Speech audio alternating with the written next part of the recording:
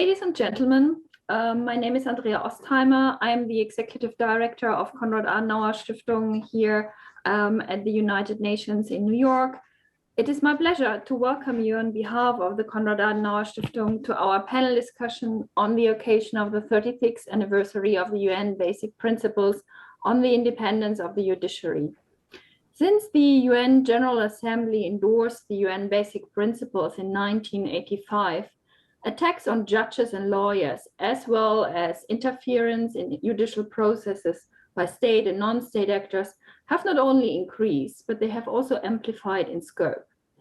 When we are addressing the threats to the independence of the judicial sector these days, we also do this in defense of liberal democracies. The scope of the problem goes beyond the legal sector and has serious repercussions for the state of democracy worldwide, and also particularly for the trust of citizens into the political system. Separation of powers implied for decades that checks and balances in the system exist, and that particularly the executive is held accountable.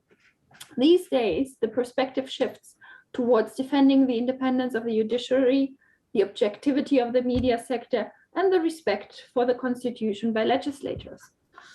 Today, restrictions to judicial independence are not limited to political directions on judicial decision-making, bribery, corruption, limited capacities, and also a lack of economic security for judges. Personal attacks, public backlash, sudden changes within the structure of the judicial administration, as well as the unconstitutional removal of judges have all become equally serious threats. Even where judicial autonomy does exist, it does not automatically imply asserting independence by the respective judges. The limitations that we are seeing are often of an internal and/or external character. So institutions such as the UN Special Rapporteur for the Independence of Judges and Lawyers, professional associations, but also the media and members of parliament have an important role to play. They can raise awareness on violations and can enhance the level of accountability for potential interferences. The independence of the judiciary as a key component of the rule of law has been prominently addressed in the past by the regional rule of law programs of Konrad-Adenauer-Stiftung, and it also remains an important pillar of our work here at CAS New York. Therefore, I'm also extremely grateful to have in today's panel discussion Honorable Adam Bodnar, member of the Polish Parliament and former ombudsman for human rights in Poland, who himself became a victim of a government-captured court. In addition, Diego Garcia-Sayan, the UN Special Rapporteur for the Independence of Judges and Lawyers, will give us insights today into his work and mandate. And from the media sector, I'm happy to welcome Branko Brakic, editor-in-chief of the Daily Maverick in South Africa, as well as Carlos Dada, founder of the digital El Faro newspaper in El Salvador. In both countries, the media provide insights and generates public support for a judicial system that increasingly had to face presidential attacks in the recent past.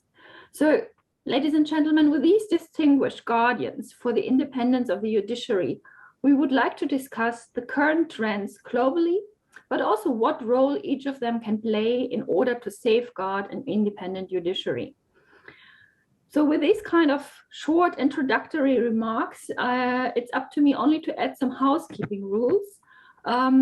Monica, my colleague, will moderate this discussion, so please send in your questions either via the Q&A box or the chat box early on, so we can weave them into the discussion right from the beginning.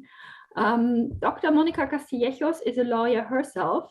She manages the rule of law activities at CAS New York and is prominently placed to moderate this discussion. But before handing over to her, it remains to me just to wish you an interesting discussion. And I thank you very much for your interest in an ever more important topic. Thank you. Monica, over to you.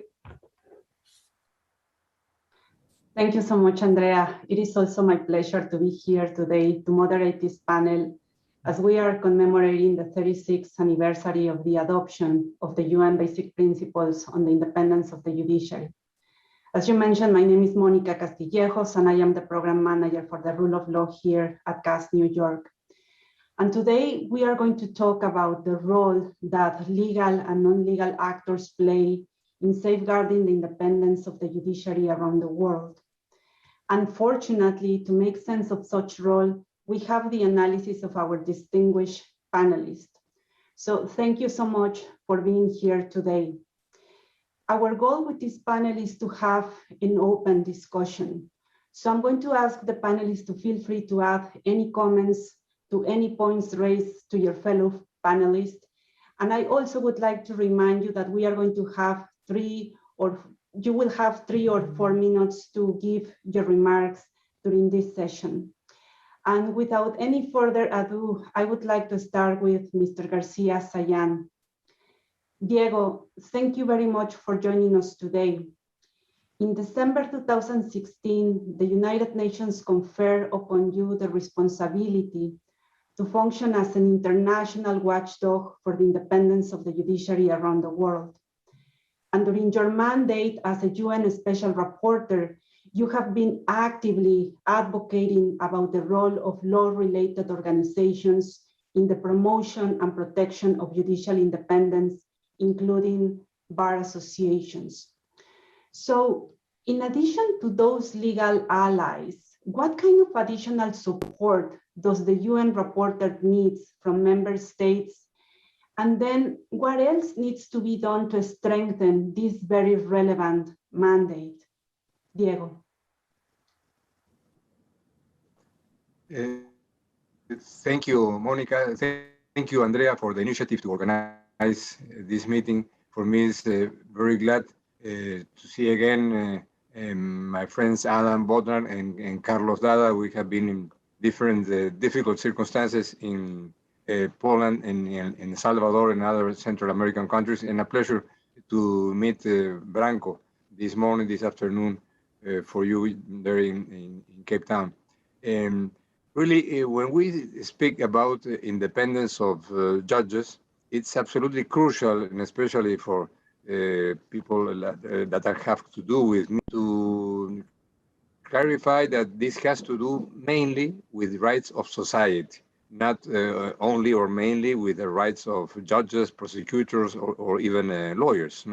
If we follow why independence of judges or justice is crucial, that has to do with the route into which anybody in the society can expect for the solution of his or her problems with independence according to law, according to what is established in the Constitution, which is a kind of basic ABC of any democratic society.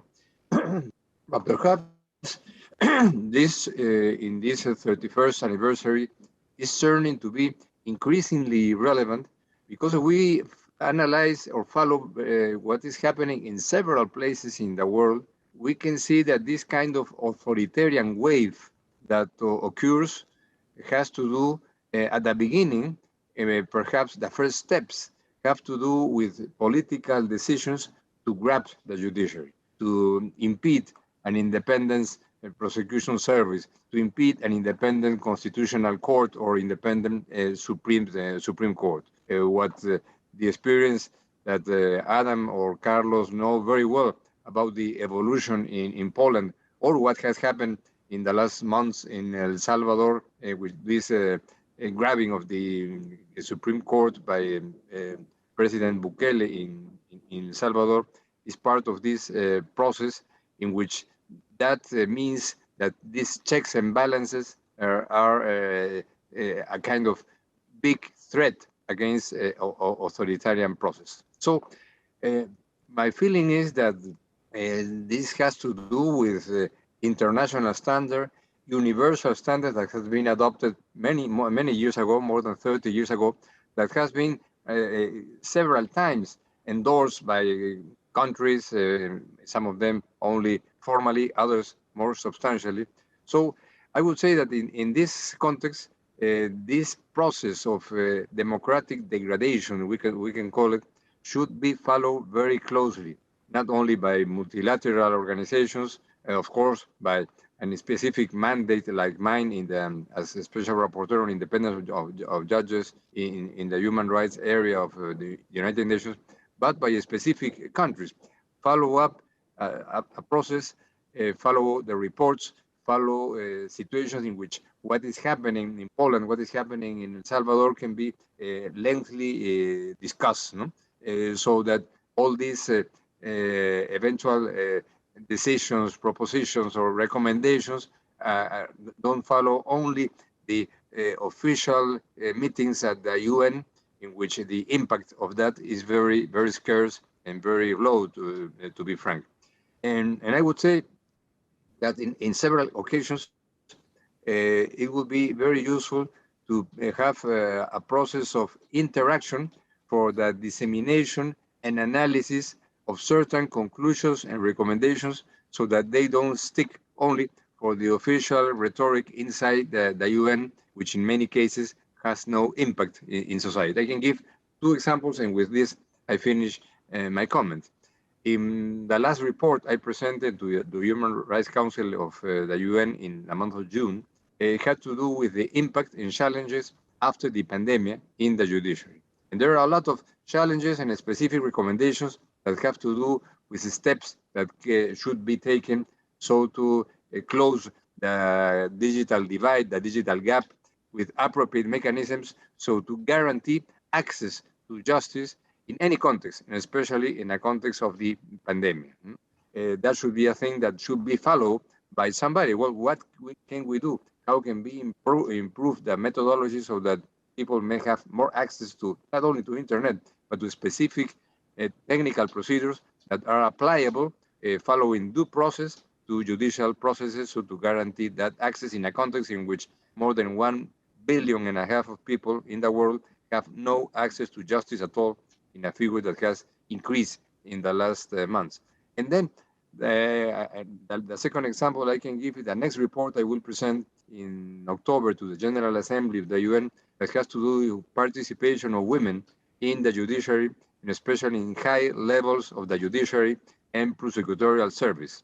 I will be making there specific recommendations, so to fix certain goals, so that from now to the year 2030, there will be certain concrete achievements, so to guarantee that from now to the 2030, and a specific goal having at least 50% of women in the high levels of the judiciary and the prosecutorial service as a specific goal, so to counterbalance the discrimination that openly exists in most countries in the world, not only in certain countries. So I would say that this interaction with this process of dialogue with countries, and of course, in a context in which we have two brilliant persons from the media or connected to the media, that has to do as well of creating a sensation that this is important, that this must require a follow-up, some answers, some challenges, because the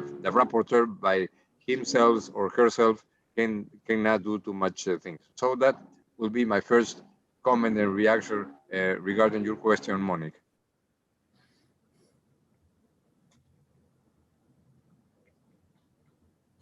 You are muted, Monica. Sorry. Thank you very much, Diego, for highlighting both the challenges and the windows of opportunity available for the state members, especially in the defense of judges and lawyers. And I think particularly in a time when we have heard about the situation of men and women members of the judiciary and of the legal profession, who are constantly at risk only for exercising their constitutional or professional responsibility. So thank you very much, Diego. Mr. Bodnar, in 2019, the Polish Sejm approved a highly controversial piece of legislation which undermined the structure and the function of the judiciary in Poland. The law, commonly referred as a Muscle law, empowered a disciplinary chamber to bring proceedings against judges only for question the legitimacy of the ruling party's platform in your country. So since 2017, over 1,000 judges have been targeted by this chamber. So my question is, under what conditions both the political opposition and independent institutions such as the Ombudsman Office could employ their limited but highly consequential political leverage to defend the judiciary? Mr. Bodnar. Okay, thank you very much for inviting me to this wonderful panel. Thank you to Konrad-Adenauer-Stiftung, and it is my great privilege and honor to speak just after Mr. Diego Garcia-Sayan, who, in my opinion, contributed highly to presenting to the whole world the situation in Poland. And I will be always grateful to you, Diego, that you came to Poland in October 2017, and you have presented your report that basically gave like a very general outcome of what is happening and why it is so detrimental and why is it so dangerous. Right now we have 2021. It is already 6 years after the start of non-democratic changes in Poland. And I think that it is important to indicate, because I think it is the similar process in all those different countries, that everything started with dismantling independence of the Constitutional Court. So the mechanisms of judicial review, because if you disallow judicial review, then you have, using even simple parliamentary majority, you may achieve all different kinds of political results that have impact on the judiciary, on the situation of individual judges. And of course, it is not my point to present all those specific elements of those changes, because it would take us, months to explain in detail how this process went on. But just to give one like a general impression is that certainly this whole process was about packing in judiciary with new loyal judges, or at least with creating something like a chilling effect within other members of judiciary to behave in a way compliant with expectations of the ruling party. And second point is to start a mechanism of disciplining those who disobey. But interestingly, after 6 years of those changes, we are in a moment which is maybe a little bit like the transformational moment, because it seems that right now we have in our hands a couple of important judgments of the Court of Justice of the European Union and of the European Court of Human Rights, and lack of implementation of judgments of the Court of Justice means that Poland simply is going to lose a lot of money from the EU. So the financial leverage, the leverage that has been created as a result of the COVID so-called European Recovery Plan is in danger, because European Union says no, because European Union says, yes, we respect here rule of law, and we cannot agree to have a member state that is simply ignoring rule of law statements. But in my opinion, it wouldn't happen without a couple of elements of and a couple of let's say actions that have been implemented by people in Poland but also abroad. And let me just sketch you just 4 elements, just briefly. The first one, which is extremely important, was for all those years solidarity of lawyers. Whether you are a judge, attorney, prosecutor, as long as you believe in human rights and rule of law, you should stand together. You should present the same vision of the world, and you cannot just be happy that your judges are targeted because you just lost your case. You have to protect values, which are the values of the rule of law state. And it is so amazing that sometimes you see like the best lawyers in the country that are representing judges who are targeted in disciplinary proceedings, and they use all different possible tricks and legal mechanisms in order to show that the whole purpose of those disciplinary proceedings is to intimidate, is to scare, and basically that there are loopholes in this whole machinery. And if you want to do it in a superficially legal way, you have to face really brilliant lawyers that are defending judges. The second point is strategic litigation. So Polish judges quite soon in this whole process understood that their role is not just to be victims, but they have to use all the machinery in order to protect themselves. Before both Strasbourg Court and the European Court of Justice in Luxembourg. And interestingly, we have even used some case law from the Inter-American Court of Human Rights in order to protect judges. Like, for example, the big question whether a judge may participate in demonstrations protecting judicial independence. Without case law of the Inter-American Court, we will not be able to answer this question. So it was helpful. The third point is international support. So I would say, the visit by Special Rapporteur was extremely important because I think Mr. Garcia-Sayan was the only person who was able to look at this from a certain distance, using his experiences from Latin America and showing not just that one or the other legal change is threatening the system, but that it is a complex reform which is construed in a very strategic way that is aiming to change the whole structure of the judiciary and the whole rule of law situation over a couple of years, not just over 1 month or 2 months.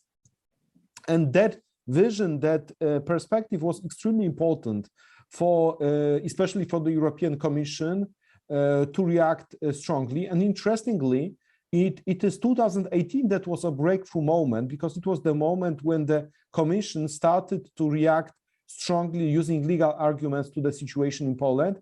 And thanks to this, in fact, dismantling of the independence of the Supreme Court has been blocked. It's quite a long story, but just to indicate that 2018 was important because it gave a lot of strength to Polish judges to further resistance. And my final point, and I think it is extremely important not only for myself as the ombudsman, as the former ombudsman, but also for a number of lawyers in Poland, is understanding of the value of communication. That you cannot take such values like judicial independence as granted, that you cannot take the role of courts as just being, obvious to every member of the citizen, but you have to spend every day not only fighting for your independent position, but also for telling to the people that, guys, you have to take into account, you have to respect judicial independence, because otherwise your rights will not be protected. You will not have a right to fair trial, and you will not have any guarantees, not only of fair trial, but also maybe of democratic elections in your country. You will not have free media when journalists are targeted, and there is no judge able to protect journalists against some frivolous litigation or some cases threatening their profession. So this value of communication, of just telling to the people, judiciary is important to the functioning of the ordinary democratic society, I think is one of the most important lessons.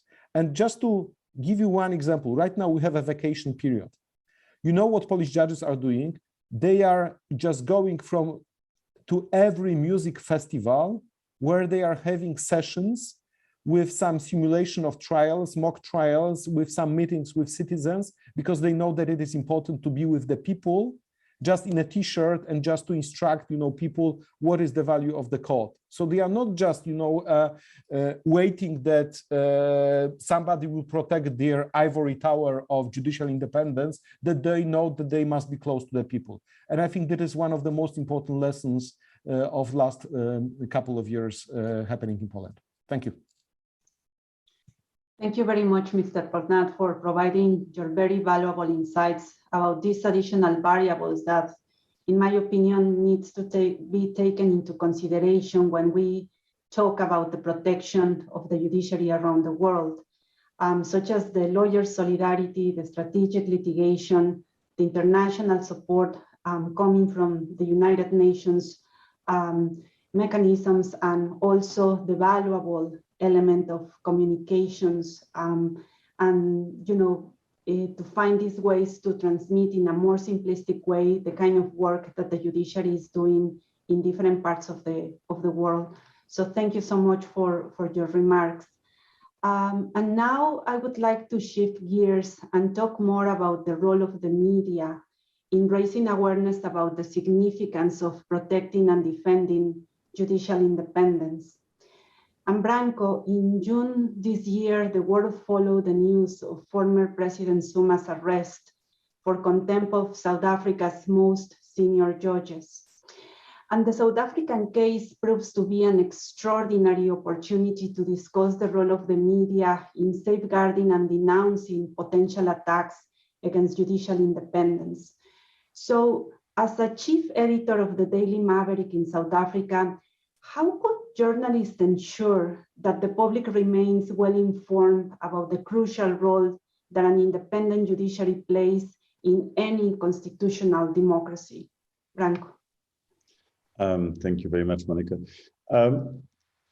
Well, when you see different examples, and I think Adam laid out the case in Poland where essentially there's a one party which is kind of grabbing the full control of the state and reshaping the judiciary to suit its purposes. South Africa's case is slightly different. South Africa's judiciary is under attack as a part of a kind of greater decline of South African state.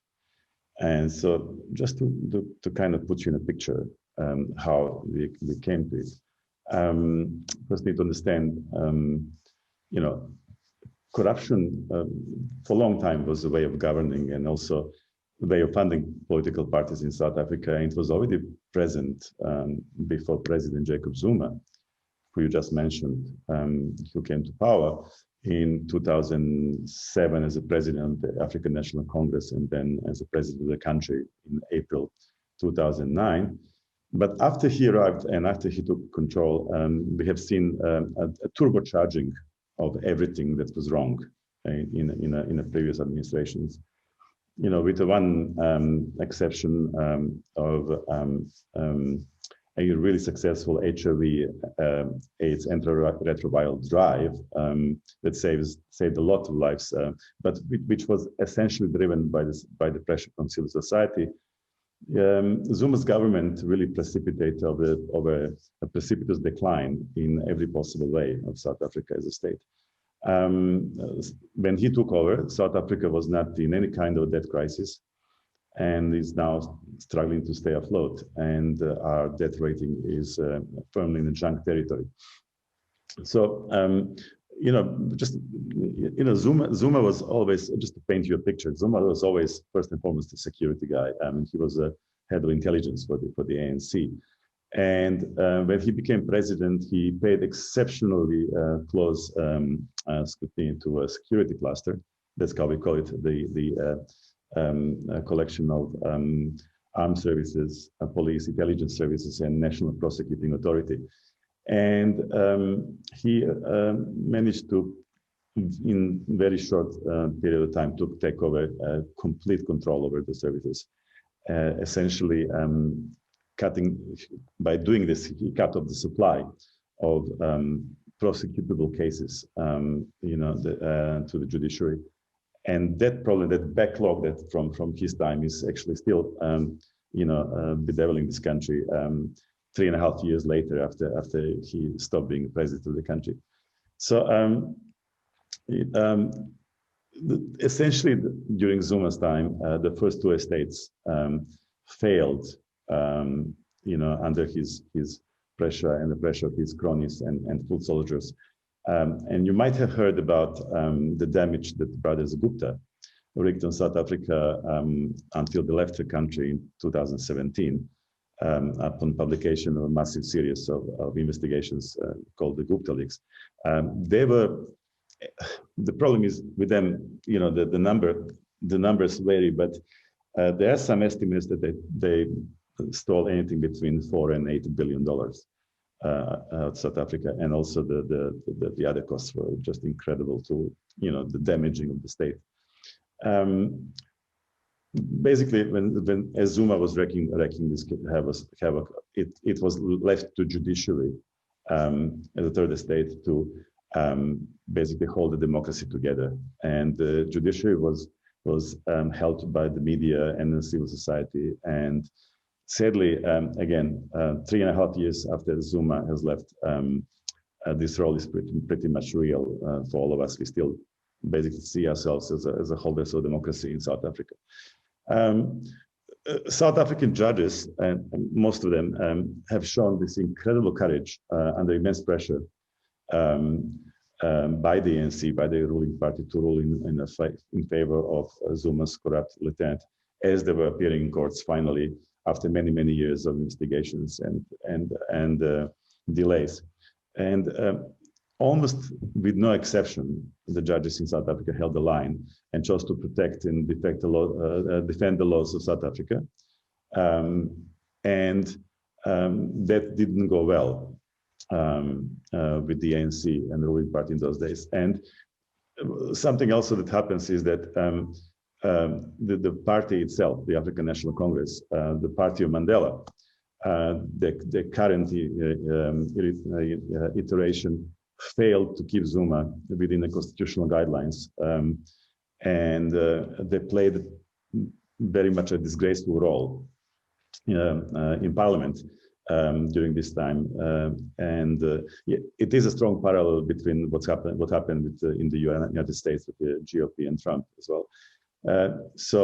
We had a case that in South Africa, the judges of Constitutional Court, who really were fearless, who even declared that the Parliament itself has violated the Constitution, which is not. I haven't seen it in many cases. I think in Poland it happened, and that's quite special. So essentially, it was only judiciary that was left standing, and media and civil society. We kind of came together. To come back to your question, Monica, we came together to create this almost like a protective shield over the judiciary, in order to keep it uncaptured. And we literally never let go. It was a concerted effort. We knew what we were doing. We knew that should the judiciary in South Africa be captured, that would be the end of South Africa's democracy. And it was just to give you an example, ANC Secretary General, after losing many cases, ANC's politicians lost many cases in courts, decided to call the country's judiciary, entire judiciary, to call them anti-revolutionary. And everybody in the respected media just jumped on that case. And we literally did not let it go until everyone in South Africa fully understood how insane the statement is, and how not based on fact the statement was. So it's absolutely crucial to go back that we as a media in today's time, where democracy itself is in test, put to the test, that we simply cannot let go. We simply cannot we have to see ourselves as defenders, and defenders of truth and defenders of democracy. When the first and second estate fail, at least the third estate needs the protection. We do not always agree with judges, and when we don't agree with them, we put it very clearly and state why. But we are very much aware of that rock solid nature of the standing in society is and our society is really troubled, is too important, and we cannot lose sight of it. So from our point of view, helping judiciary do this job, it's basically equals helping South Africa survive, and we are really not in a good space right now. Thank you very much, Branko, for your comments and reflections about the general status of the judiciary in South Africa. And it makes me think that in terms of misinformation, it is undeniable that the media should play a primary role as a vehicle for creating not only informed citizens, but also promoting judicial independence. But I think a key component is also the role of the media as promoters of transparency, accountability, and especially trust on democratic institutions. So thank you so much for your comments. And now let's continue talking about the role of the media, but from the Latin American perspective. Carlos, the case of El Salvador provides another important example of the consequential role of the media in informing the public about the importance of having an independent judiciary. And 2020 was an unprecedented year for El Salvador.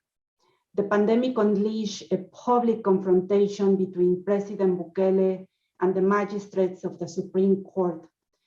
And as a result of such a battle, as Diego mentioned at the beginning of his remarks, the president announced that he was not going to abide with the court's decisions, which had struck down his executive actions to control the spread of the COVID-19 in El Salvador.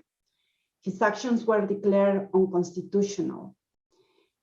And what is more worrisome is, like, early this year, we also learned like the Legislative Assembly packed the court. So here is my question. How could the media interact or counteract misinformation coming from government officials who are avid users of social media like President Bukele? And what kind of strategies has El Faro taken to dismantle fake news, attempting to erode the public trust in the judiciary in your country? Carlos. Gracias, Monica. First, I have to start thanking the Konrad-Adenauer-Stiftung, if you pardon my pronunciation or my mispronunciation, and thanking you, Andrea and Monica, for inviting me to be part of this panel. I think I have to start by addressing your statement, because it implies that the public trust in the judiciary is or has been eroded by fake news. That's not always the case.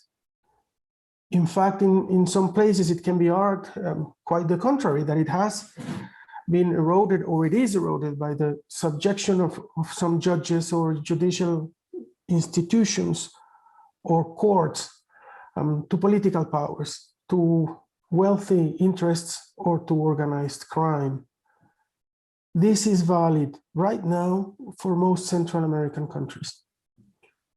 If you look at our neighbor Guatemala, where a United Nations Special Commission Against Impunity advised the cleansing of the judiciary system, it returned not only credibility, but people's faith in the judiciary to finally believe in the rule of law.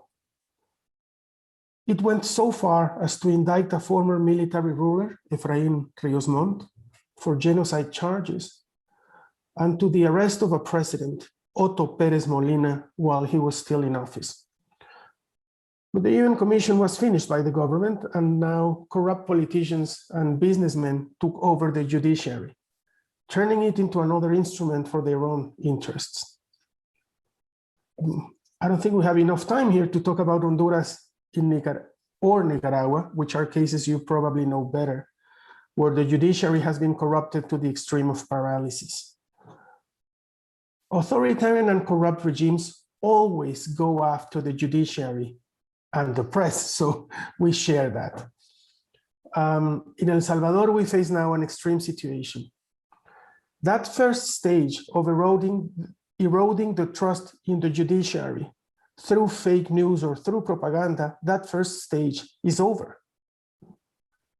President Bukele has now taken over the judiciary system.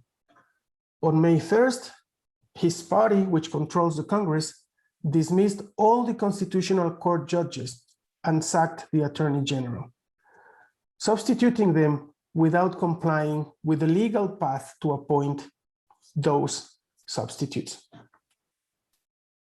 In brief, the government staged a coup against the judiciary and bore no consequences. Now President Bukele and his group control the three branches of state, plus the police and the military. His ministers are now openly publicly threatening judges to rule in this or other way, or else that means face the consequences. There is no space in El Salvador right now for public trust in the judiciary. It is not independent. Furthermore, the Vice President has already finished a draft of constitutional reforms, among them the creation of new branches for the Supreme Court and more executive control over the judiciary, which hit even more the ailing will of independent and honest judges. As for our role as journalists, I believe, Monica, it is a role to investigate and inform the public about the consequences that this is having in the everyday lives of the citizens. Just yesterday, we published a story about how the former Attorney General's office opened an investigation into government officials and documented negotiations between the government and gang leaders. After the attorney was sacked by Congress, his substitute dismantled the special unit investigating government. I think that informing this is what helps citizens to understand the decisions taken by their political leadership. That's our main role. But I just wanted to point specifically to your opening statement, because the eroding of the public's trust is just a stage. Well, when they succeed in that stage, then comes the second stage, and the erosion is real. It's not only propaganda. They take over the judicial system. That's exactly where we are now in El Salvador. Thank you, Carlos, for highlighting the potential work that both El Faro and other media in Latin America should be conducting in defense of democratic principles. But also I would like to highlight the role that your newspaper has literally conducted in the past years, and serving as a beacon for the citizens to understand better the work of the Constitutional Chamber in El Salvador. So thank you so much for your regards. Gracias. Mr. Garcia-Sayan, let me go back to you. In recent years, we have also witnessed the emergence of social movements and mass protests, mostly led by members of the bar associations and judges organizations around the world, such as Pakistan, Hong Kong, Poland, and Guatemala. So lawyers and judges are mobilizing to defend the courts as an essential component of a democratic society for the rule of law. So my question is, how could the bar associations and the legal professional organizations become a natural constituency willing to mobilize and engage in advocacy efforts to defend the independence of the judiciary in the public debate? Diego. Thank you. There's an analogy between what is being established in the basic principles on independence of judges of 1985 and other basic principles adopted by the UN in 1990. In these principles, the independence of law societies or bar associations is a crucial component so to protect and guarantee the function of lawyers, which has close connection with independence of judges or independence of the prosecutor from political bodies. So this is a crucial component. I published a report a couple of years ago about the independence or the function of lawyers, which states all these principles. And at the end of the day, perhaps I can comment two specific things in the benefit of time. First, that these principles adopted 30 years ago are still relevant and important, but at the same time, there is a process that as rapporteur, I will try to follow more closely than I am following it, which is a process that has begun in Europe, in the Parliamentary Assembly, in the European Union, so to establish a binding instrument, so to protect the independence and the function of lawyers. A treaty organized in Europe, that's the idea, but open to other countries not of the European geography or politics. That is an aspect in which we should follow it very closely. There is a fantastic organization of lawyers in Europe, the CCBE, the Council of Bars and Lawyers Societies, in which they permanently are analyzing and publishing comments regarding the function of lawyers in several parts of the world, in Africa, Latin America, Turkey, and the Philippines, and elsewhere, which perhaps is the most consistent organization. Following this, I will strongly suggest Carlos and Branco that they can use that institution CCBE as one of the sources, and they are promoting this binding instrument. But the other comment I want to make has to do with things that have been mentioned by my friends, my Branco, Adam, and Carlos, which is the connection between the attacks against independence of judges and of lawyers and of prosecutors and the protection of corruption. Corruption has turned to be one of the key motors of the evolution or the degradation of our democratic institutions worldwide. We are living the same kind of pattern in which the independence of justice should be attacked, so to guarantee impunity in South Africa or in El Salvador or whatever other place. So in this context, it is very, very important that the key specific aspects are followed very closely.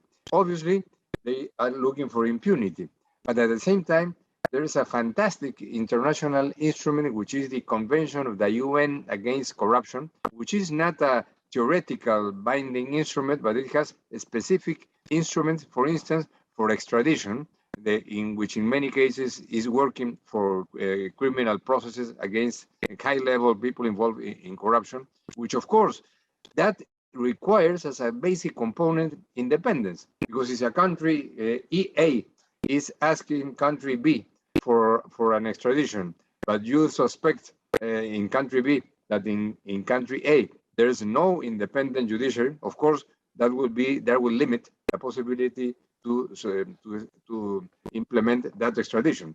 It is very important that in the last session of the country members of the Convention against corruption, and in the special General Assembly that met in June this year, they included for the first time the reference to the basic principles on independence of judges, the basic principles on the function of prosecutors, so as essential components, so to fight against corruption. And this is important because many of the countries that are part of the Convention Against Corruption are not necessarily too enthusiastic about democratic rights, but it's important that this aspect is contained. So, and I will finalize with this comment because really, for many people in our societies, it is easier to understand the concept, the principle of independence, when impunity is the result when that independence is attacked.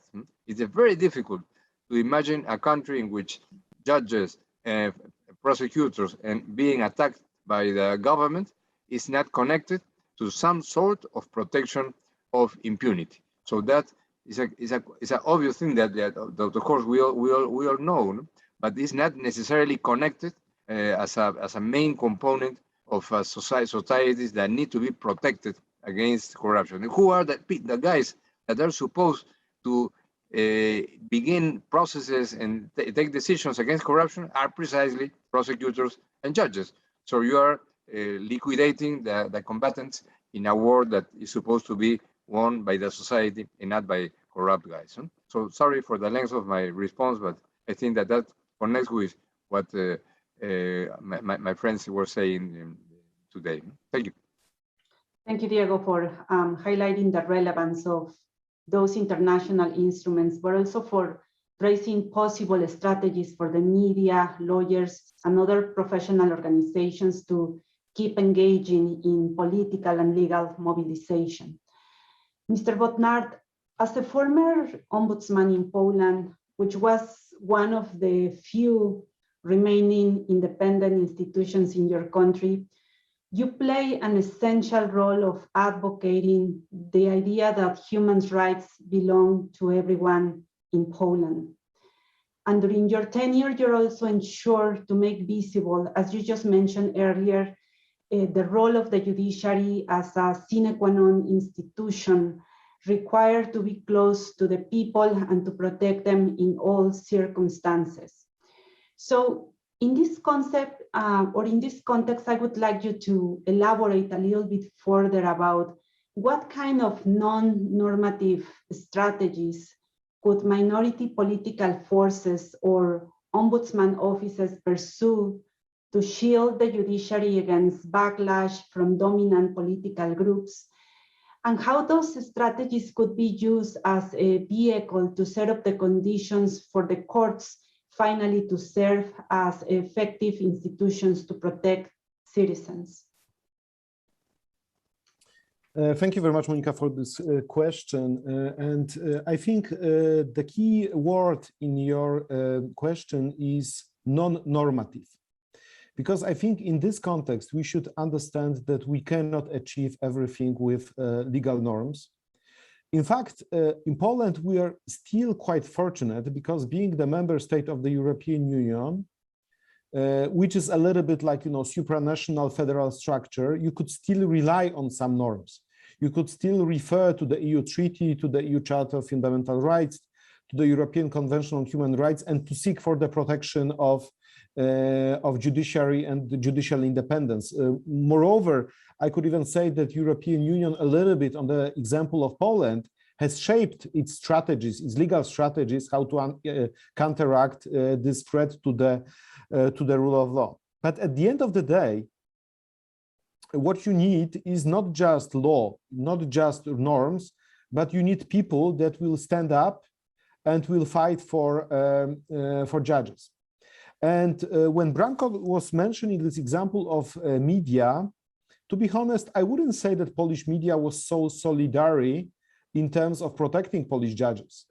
Sometimes, first of all, some of the media have been simply subordinated by the ruling party, but some other, they tried to make so-called, we name it, symmetrist approach. So not like, just looking forward with some perspective and some imagination, what could be the end process of a certain attack on the judiciary, but just looking into all those, cases used as a little bit like, types of, that were used as a kind of a provocation, as a kind of a method of presenting in a bad light judiciary to the Polish society. So I remember when Diego was in Warsaw, at that time, we had so-called campaign on black billboards against Polish judges. So the campaign that was sponsored by the Polish state was sponsoring the campaign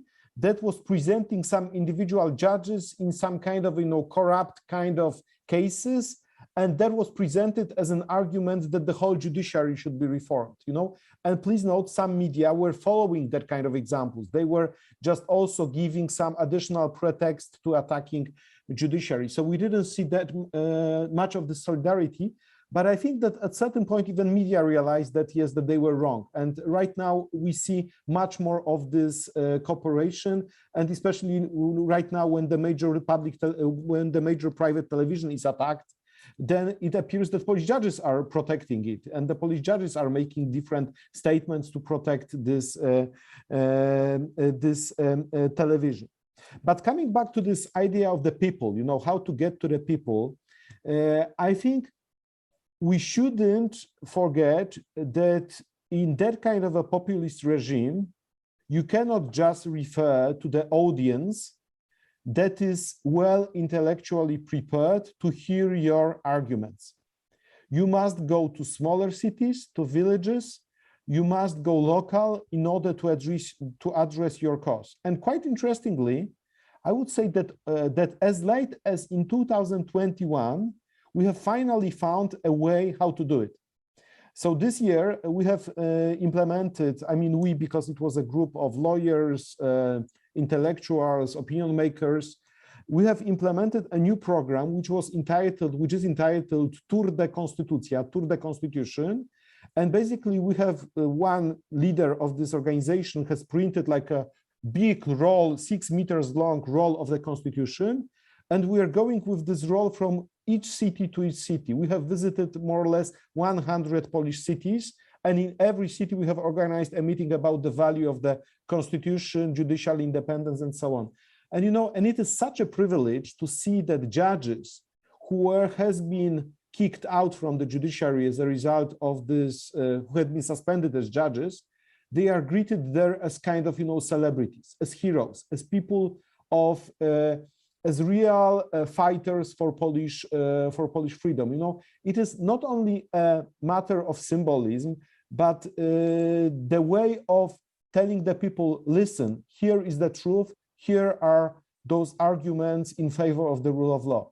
But my message is that in order to address the cause, you cannot just refer to those people who are well educated, living in big cities. You have to go local, and you have to talk about really basic principles and how they refer to your lives. Of course, you should use also social media for this. We have one initiative which is called Free Courts, which is extensively using free media to talk about judiciary. And all of this, in my opinion, helps, because it seems to me right now, at least, I have such a hope that the government is on the losing side right now, that the sympathy of the people is slowly transferring into the direction of judges, that these are judges that should be protected because they are the value for each of us.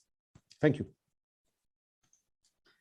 Thank you, Mr. Bodnar, for describing these new paths for non-legal actors and civil society to engage in the defense of political liberalism, as you courageously did during your tenure. Franco, we are running out of time, so I would like you to be brief in your comments. But I also would like to go back to your comment or idea that you addressed in your first question. And this is related with one of the most endemic problems that contemporary courts are confronting these days. And this is, again, the issue of judicial corruption. So similarly to what we have seen in other courts around the world, corruption in the African judiciaries has taken different shapes and forms, but it's always facilitated by few individuals, which is always at the expense of the court's institutional legitimacy. So how could the media contribute to make the judicial decision-making process more accessible to society for them better understand the work of the courts? But also, how could the media reporter be used to reduce or discourage corruption opportunities within the judiciary and promote more transparency and accountability? Yeah, it's an important question. Just to respond to Adam quickly, I did mention all the reputable media, Adam, because there's a chunk of media that was always and still is in the ownership of people that are very close to certain reactionary political parties. Just one thing, Monica, what's happening in South Africa more and more, and I think it's important to kind of, I think it's happening all over the world, is that corrupt people have managed to hack the judiciary process. And I'll tell you how they're doing it in South Africa.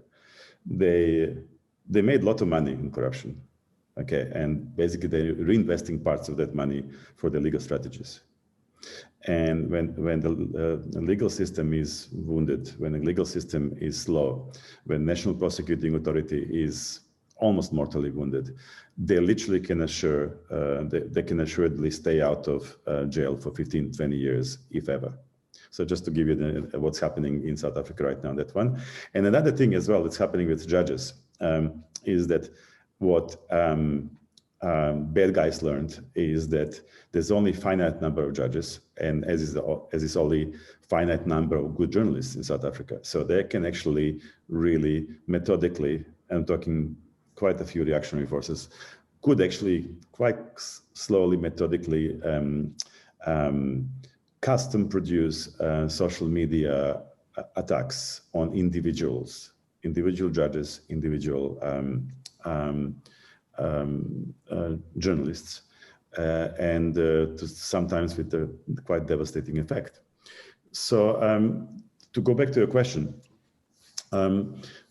what we do to educate South African people is, apart from covering it and cover it very, very closely with a great expertise and skill, to actually spell out the process, in the story. So people who are reading the stories have no doubt about what the story is and what is going on.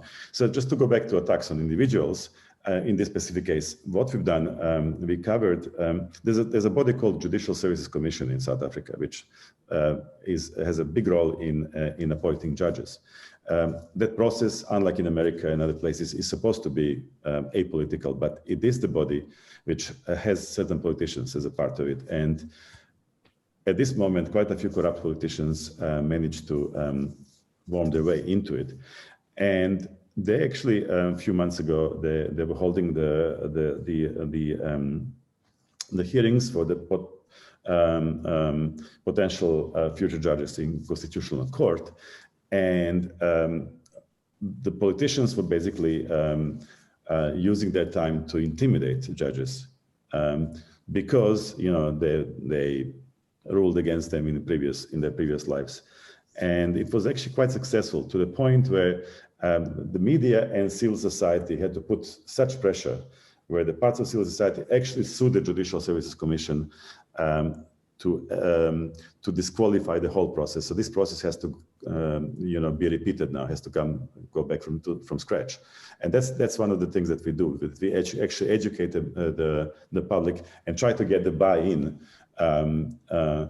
for the bodies like Judicial Services Commission to be apolitical to the best of our ability. It's never going to happen to be fully apolitical, but to the best of our ability. So that's what we do. We spell it out sometimes in excruciating detail. Another case that I just want to point out, and I'll quickly be out, is the case of John Sloppy, who is a judge president of Western Cape, where I live. And sort of 12 years ago, he tried to influence two of the judges of the Constitutional Court to go easy on Zuma, President Zuma, in then future President Zuma.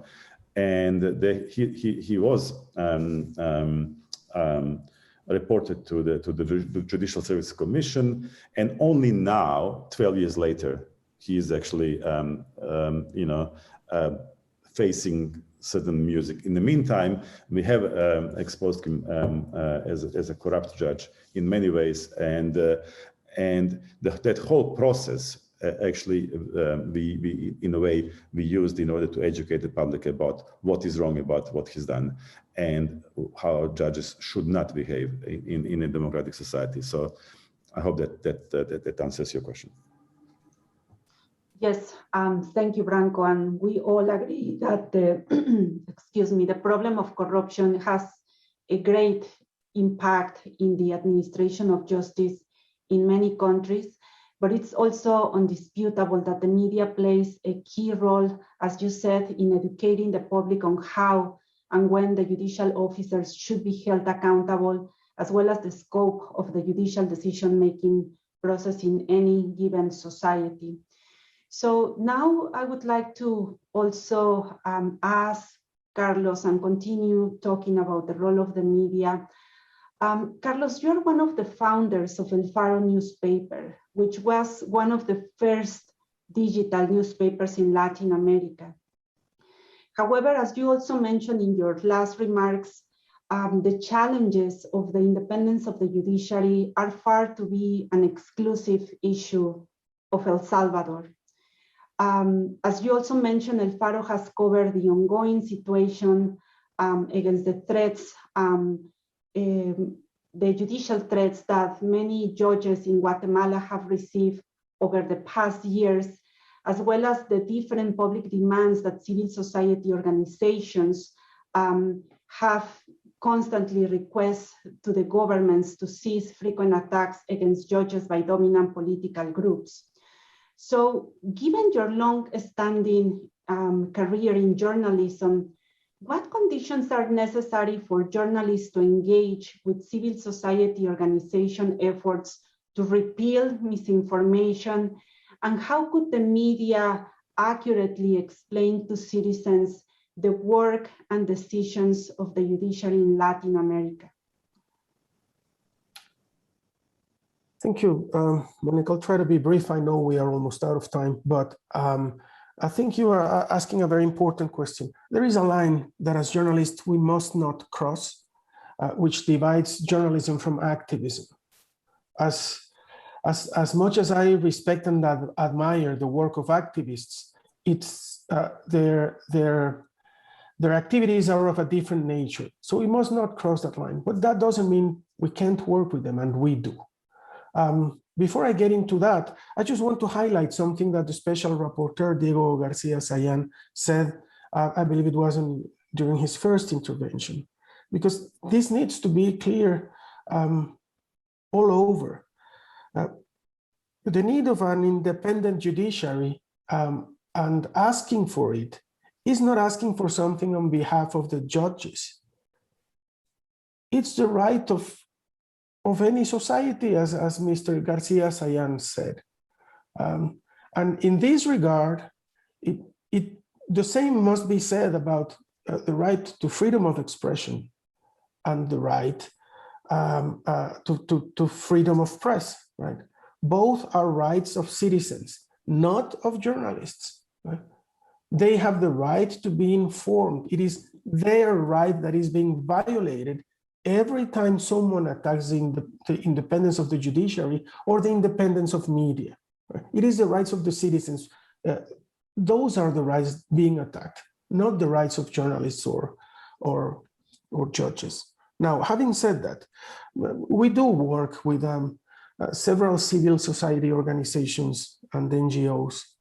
Our relationship to each one of them, of course, is in regard to those fields where their expertise is useful to the public.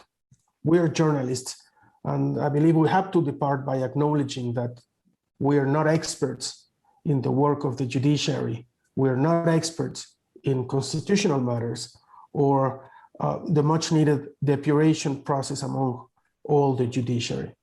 But these organizations are. And some of them have a long career showing integrity and knowledge.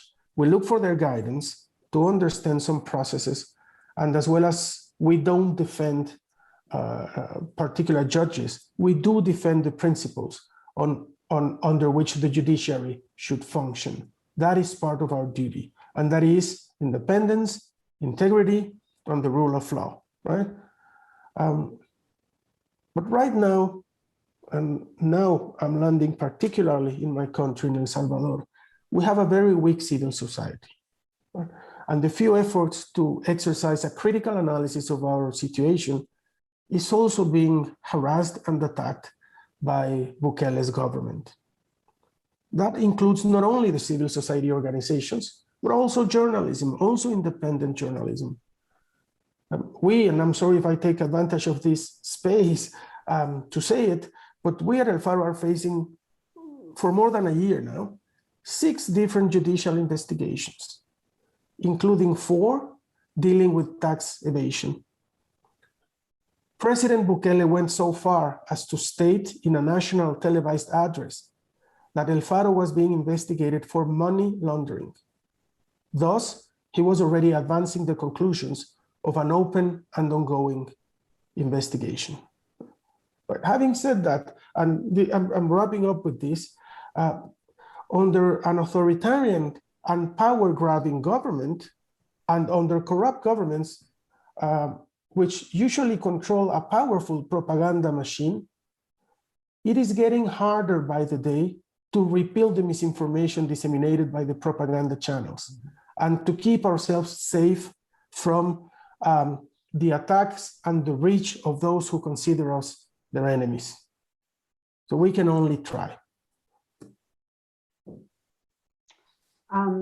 Thank you, Carlos, so much for also sharing with the audience today your insights about how respectful the media or how separate the work of civil society organizations and media should be occurring, but also about this important message that you just shared with us about that doesn't need to be an impediment for civil society organizations and the media to continue building possible synergies to educate and raise awareness about citizens' rights. So now I would like to take the very last minutes of our session today to give the floor to the audience for them to ask a few questions. So I'm seeing here in the chat box one question, which is directed to all the panelists. And the question says, like, last week was a critical moment for the independence of the judiciary because we learned about the fragile and catastrophic situation of women judges in Afghanistan. The question says a few media outlets describe how 250 women are at serious risk, but there is no official data issued by reliable sources about the actual number of judges that needs to be rescued. So Diego, they are asking you that as a UN reporter, what is the message that you would like to convey to both the international community and the member states to aid those women judges? And how can the media and human rights advocate engage and support those international calls? So Diego, I give you the floor. Thank you, Monica. Thank you for whoever made a question. There's no name there. Really, there was an evolution taking place in Afghanistan while there was not an overwhelming amount of women judges for the context of what had been happening in that country some years before. It was very important that now there were about 10 or 12% of the judges were already women, not too much, but much better than zero, and more than 270.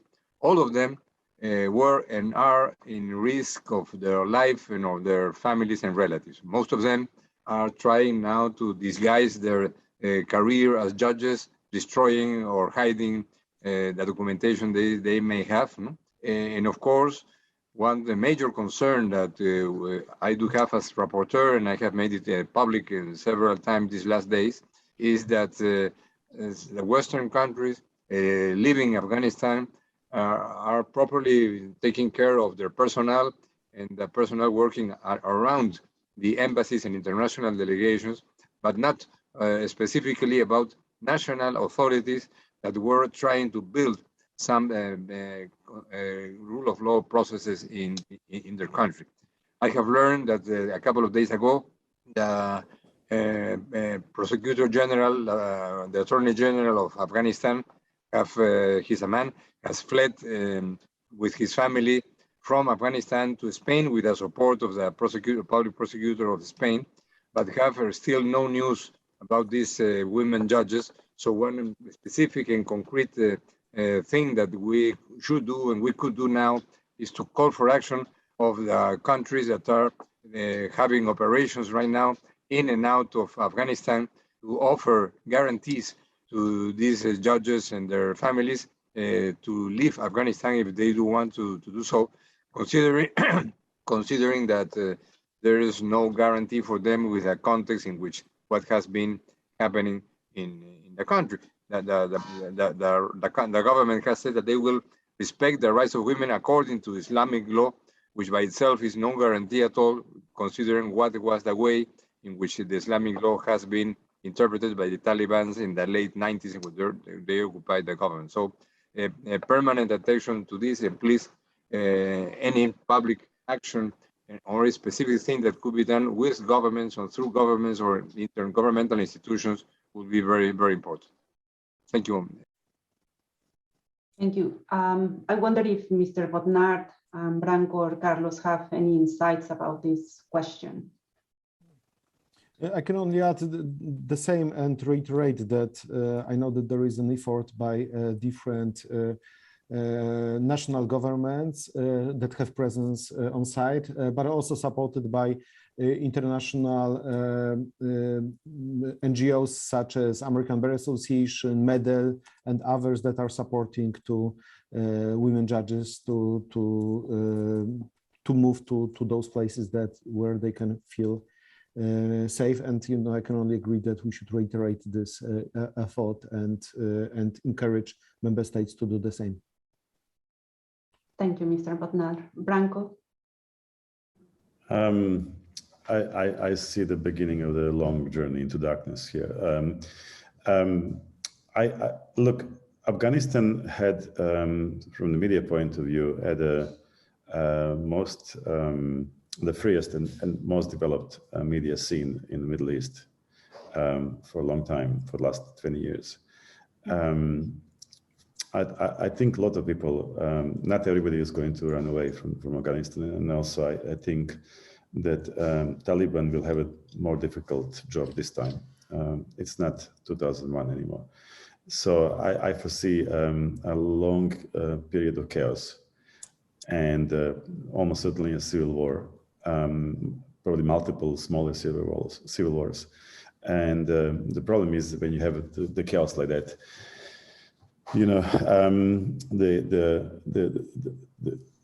the judges and the independent judiciary and individuals are going to be targeted amongst the first. So unfortunately, I can't see anything good coming out of it for the many years to come. I'm sorry to say it. Thank you, Branko. Carlos, a final word? About this, no, I have nothing to add. I think my three co-panelists have already depicted a much more detailed situation than what I am aware of. Well, thank you so much for all your comments, and we have reached the end of our panel today. And on behalf of CAS New York, I would like to take the opportunity to thank to our panelists and all of you for joining us today. And I wish you a wonderful rest of your day, and we will see you next time. Thank you very much.